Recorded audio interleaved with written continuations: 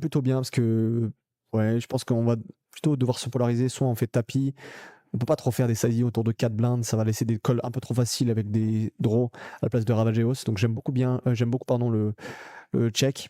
Et Ravageos ici qui a décidé de transformer en bluff avec un très très bon sizing ici, 5-6 blindes, j'aime beaucoup. Une grosse paire de ball chez lui. On va juste regarder un peu son profil aussi. Ça m'a l'air d'être un joueur que j'ai déjà vu en TF sur plein de tournois et on voit qu'il joue ABI 26. Il a l'air de bien se débrouiller. En tout cas, il joue des tournois à 250 € aussi et il a l'air de finir assez souvent loin dans le tournoi. Donc, sûrement un profil qu'on va devoir surveiller. Peut-être avec un peu moins d'expérience dans les tournois aussi chers, avec des profils aussi forts que d'autres joueurs, mais qui a l'air en tout cas de vraiment batailler pour la première place. Du coup, on va voir qu'est-ce qu'il va donner. Ici, Julien Sidbon, malheureusement, il va faire un walk avec son As-Roi suité. Dommage pour lui. Et ça y est qu'il a décidé de folder ici, ça me paraît trop tight. Je pense que j'aurais tout le temps open quand même. Ça me paraît vraiment abusé. Ici, il décide d'ISO super chez au Royal Coco, pourquoi pas. Ça va être quasiment impossible de. En fait, je pense qu'on est censé avoir très peu de limp chez Julien Sidbon. Après, ici, il s'avère qu'il est vraiment sur une main qui a envie de limper. En fait, on a envie de jouer le plus profond possible avec cette 9 suitée. On a envie aussi d'aller voir le flop pour gratuit. Mais bon, un joueur aussi fort que Wild Coco, il va jamais laisser le faire. J'aurais fait un peu moins cher, personnellement. J'aurais fait 3,5 ou 3. J'ai l'impression que ça accomplit la même chose avec un meilleur risk-reward. Mais je peux comprendre. Ici, il continue dans sa stratégie de faire ultra cher.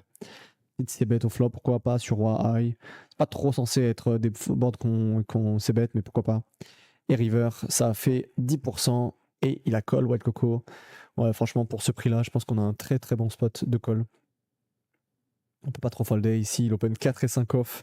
Il se fait vraiment plaisir. Ça fold direct SI. Chez SI, pardon, open. Ici, on va folder ou on peut call aussi chez Astral Body. Comme on couvre l'adversaire, ok, check, intéressant.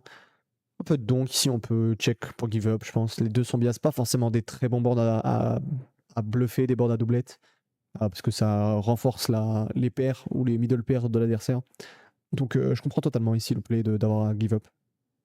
Open ici, on va 3 bet. On a un peu une décision ici à la place de. Ouais, non, je pense qu'on a un bon 3 bet ici à la place de Ravageo, c'est vraiment pas simple.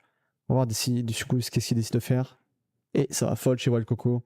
On voit que ça s'envoie très très fort dans cette table finale. Ouais, ça s'envoie vraiment très très fort dans cette table finale. Ici, on va fold. Je pense qu'on va open chez Dame Valet off tout le temps. Et if you're good, personnellement, j'aurais fait tapis ici. De ce que j'ai pu voir, les plus bas à 6 suités, je pense qu'on peut aussi les mettre en tapis. Ce que j'aime bien aussi avec le tapis, c'est qu'on est dernier en stack. Donc, ouais, je pense que j'aurais préféré faire tapis. Laisser de call, pourquoi pas. Je pense que les deux doivent être assez close. Je pense que faire tapis, ça rapporte